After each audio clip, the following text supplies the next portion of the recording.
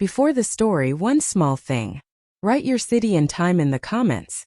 I read them all. It helps the channel grow and shows me who's here with me. I always believed my sister Marla would be the one to take care of things after Mom passed. She had the confidence, the money, the words that people like to hear. I had the patience, and apparently that wasn't as valuable in the end. Mom died in April. A quiet funeral, gray sky, lilac rain. She used to say the smell of wet earth reminded her of new beginnings. But when we left the cemetery, I knew there would be no new beginnings for me. Only endings. At least for a while. We met with the lawyer in a small office on Elm Street. The fluorescent light hummed like a wasp in a jar. Marla sat next to me in a cream coat and sunglasses, even though it was cloudy. She looked like a woman who had already made peace with grief, or maybe skipped that part entirely. The lawyer, a tired man named Peterson, read Mom's will. He said, "Your mother, Evelyn Brooks, divided her estate equally between her two daughters, Diane and Marla. That was the plan. That was what Mom always said." But when he slid the papers toward us, I noticed Marla's hand already on the pen. She signed first, smiling like she was doing him a favor. Then she said, "Actually, Diane, you should look inside that box before you sign anything." There was a cardboard box beside my chair. On top, my name, Diane, written in Mom's handwriting. Inside, just old recipes, yellow bills, postcards, and an envelope. It said, "My memories." Peterson cleared his throat. Mrs. Brooks did make some last-minute adjustments before she passed. He looked uneasy. The property on Hillview Road was transferred solely to Marla Hayes. I stared at my sister. She didn't blink. "It's for the best," she said. "You never liked that old place anyway." I felt something inside me fold quietly, like a napkin after dinner. No fight. No shouting. Just silence and the sound of my pen scratching paper as I signed away the last piece of my mother's world. That night, I drove home with the box on the passenger seat. The smell of paper and old perfume filled the car. I didn't cry. I made tea, sat down, and started going through every single paper. That's when I found it. Tucked inside a cookbook from the 1970s. A notarized letter. Dated 6 months before Mom's death. It said, "The property at 17, Hillview Road is to be shared equally between my daughters. Signed by Evelyn Brooks. Witnessed. Sealed." My hand started shaking. The paper felt warmer than my skin. I realized what Marla had done, or had someone do for her. I looked at the clock. It was past midnight. The kettle still hissed. I didn't sleep that night. In the morning, I drove back to Hillview Road. The for sale sign was already in the yard. Marla's SUV stood in the driveway. She was walking around with a real estate agent, laughing. I didn't get out of the car. I just watched. And for the first time, I didn't feel small. I felt cold. That's when I decided, if she wanted the house so badly, she could have it. But not the peace that came with it. The only thing more powerful than money is proof. And I had proof now. The next morning, I spread everything from that box across my kitchen table. Old receipts, birthday cards, photos, legal forms. The paper smelled like dust and lavender. Mom always used lavender in her drawers. Even death couldn't erase that smell. I started sorting. There were medical records, tax returns, handwritten notes. Then I found another envelope, no name, just the initials E.B. Inside were photocopies of the house deed, a payment log, and a few checks signed by Mom, but dated after her handwriting had already begun to shake. Something didn't add up. I opened my laptop and started comparing the signatures. The ones from the deed transfer looked perfect. Too perfect. Mom's hands trembled the last year of her life. But this writing was smooth, steady, mechanical. My heart began to beat faster. That afternoon I called a lawyer. Not Mom's, but an old classmate of mine, Rachel Gomez. She'd become a real estate attorney in Bangor. I said, "Rachel, I think my sister forged a property transfer. Can you take a look?" Rachel said, "Bring everything. And don't tell anyone you're coming." I drove 2 hours with the box buckled in the passenger seat like a child. When I got there, Rachel made coffee and flipped through every page. She didn't look up for 20 minutes. Then she said quietly, "Diane, this isn't your mother's signature. And whoever notarized it could lose their license for this." I felt something settle inside me. Not anger, clarity. Rachel said. We can go to court, but if you want this clean, you need to make it look like the system caught her, not you. That was exactly what I wanted. We spent hours planning. Rachel showed me how to send copies, not originals, to state departments, housing, tax, insurance, places that take fraud very seriously. I followed every step like it was a recipe. Quiet hands, no emotion.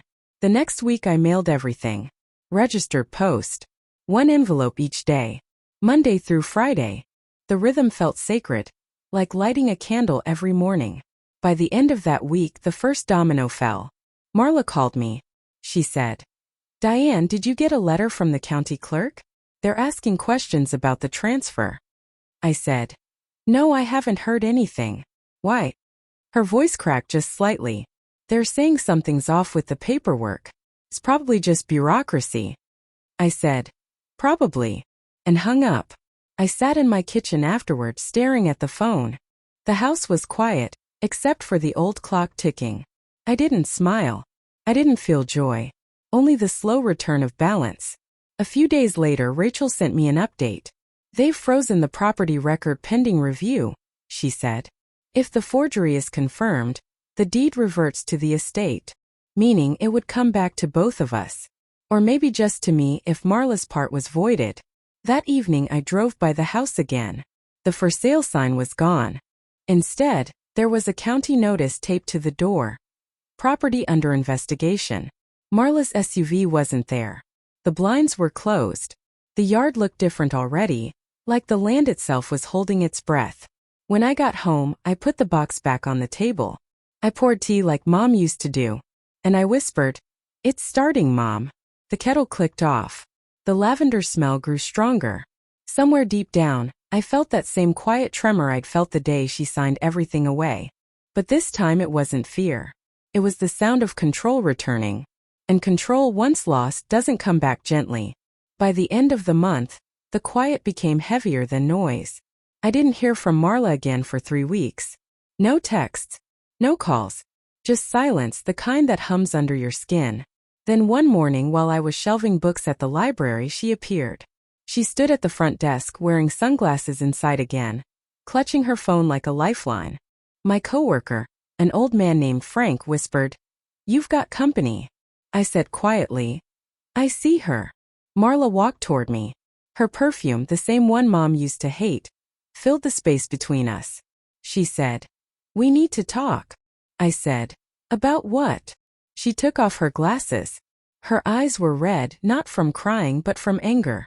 "Someone sent documents to the tax office," she said. "They froze the escrow account. The sale is on hold. The buyers backed out." I said, "That's unfortunate." She leaned closer. "Don't play dumb, Diane. You did this." I looked straight at her.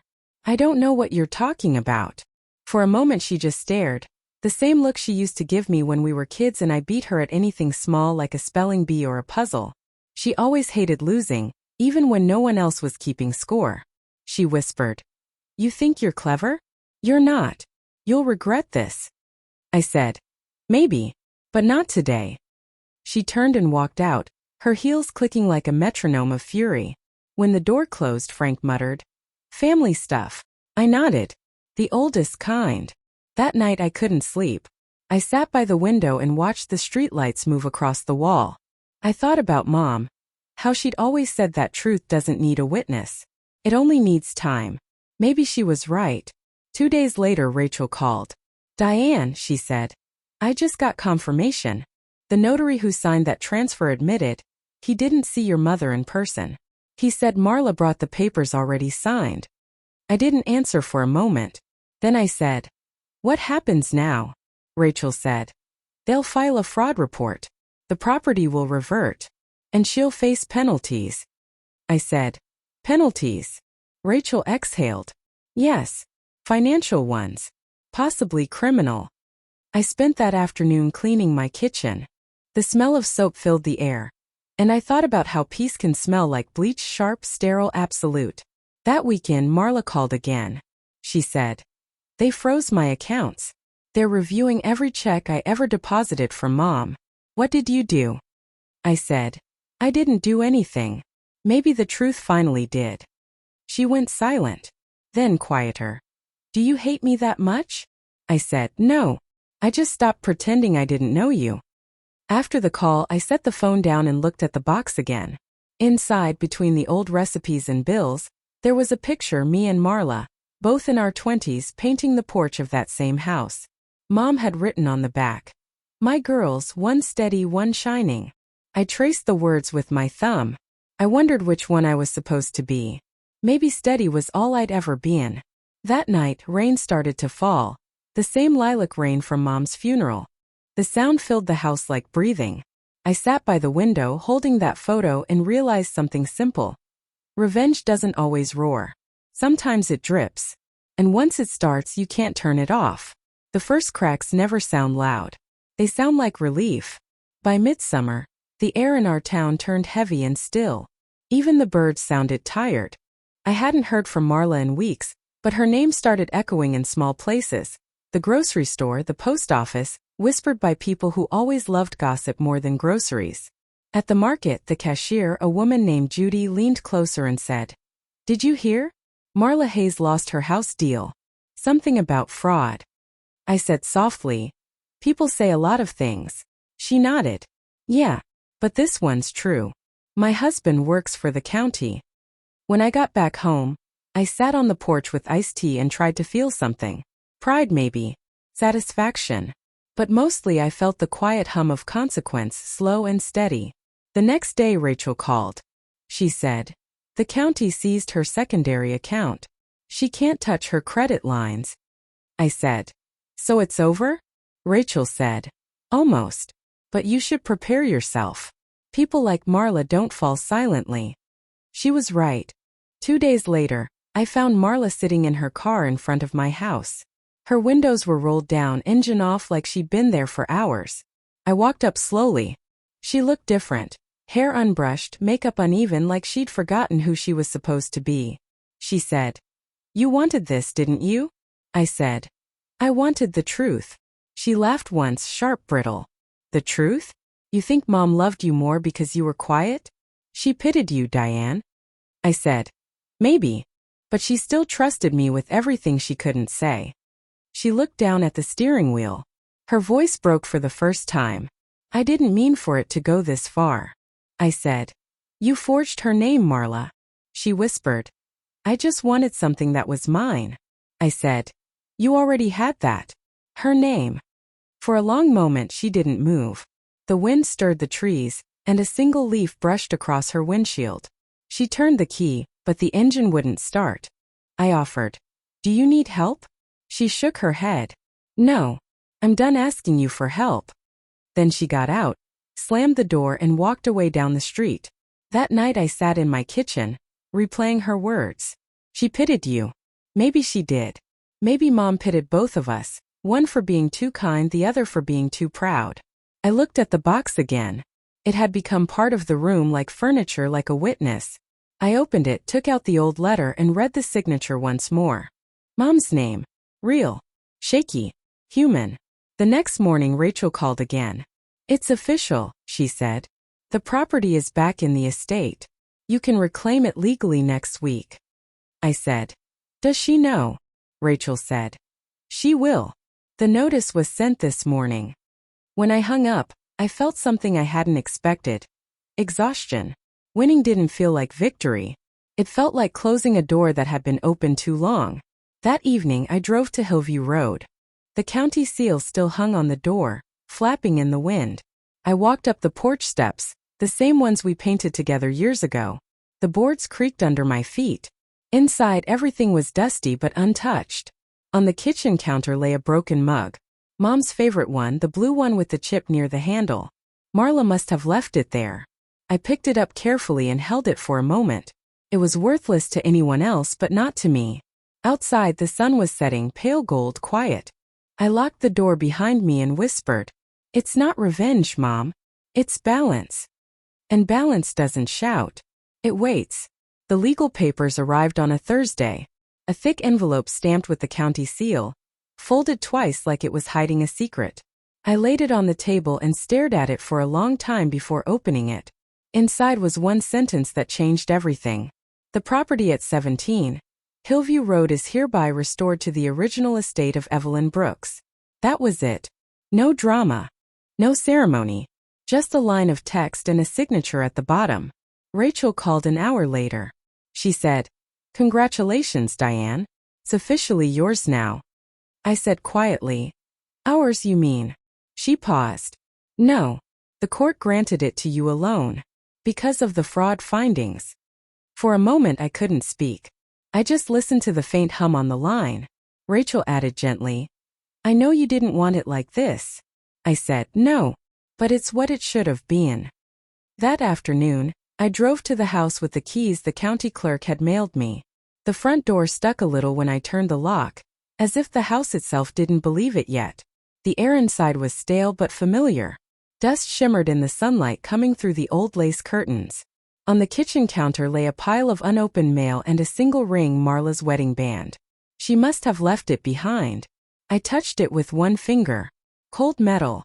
No warmth left in it. I walked through each room slowly. The living room still smelled faintly of lemon cleaner. The floorboards groaned like they remembered everything. In Mom's bedroom, the mirror was covered with a sheet. I lifted it and saw myself older, harder but steady. For a second I thought I saw Mom behind me. I whispered, "We're home." That night I slept there for the first time in years. The house creaked, but it felt like breathing, slow, honest. I left the bedroom window open just like Mom used to. Rain started around midnight, tapping gently against the glass. In the morning I made coffee and looked out at the yard. The mailbox was leaning slightly, rusted at the base. I decided I'd fix it myself this weekend. Not because anyone would see it, just because it would be mine again. Later that day Marla called.